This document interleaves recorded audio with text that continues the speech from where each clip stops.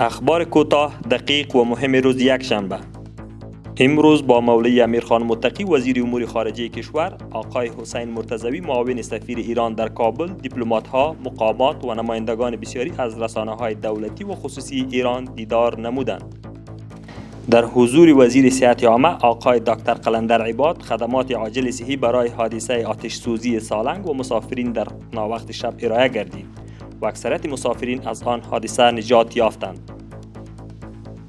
سرپرست وزارت تحصیلات عالی شیخ الحدیث مولوی ندا محمد ندیم میگوید ما سعی میکنیم چنین کادرها را به جامعه تقدیم نماییم که دیگر نیازی به کشورهای خارجی نباشد. محصلین و اساتید کشورهای خارجی برای تحصیل به اینجا بیایند.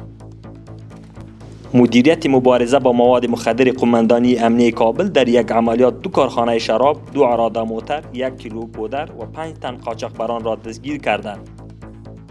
شاروال کابل با فروشندگان موتر منطقه قصبه دیدار کرد. مولوی عبدالرشید شاروال کابل در مورد کرایه جایدادهای شاروالی کابل که در سالهای گذشته حدود 190 میلیون افغانی از شاروال کابل بدهکار است دیدار نمود.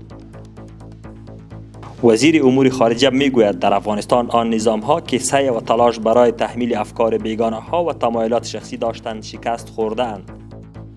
به ادامه فعالیت‌های شبانه روزی تکنیککاران و منصوبین قماندانی عمومی قوای هوایی وزارت دفاع ملی این بار 2 بالطیاره دیگر نو MI-35 و C-208 را ترمیم و فعال کردند.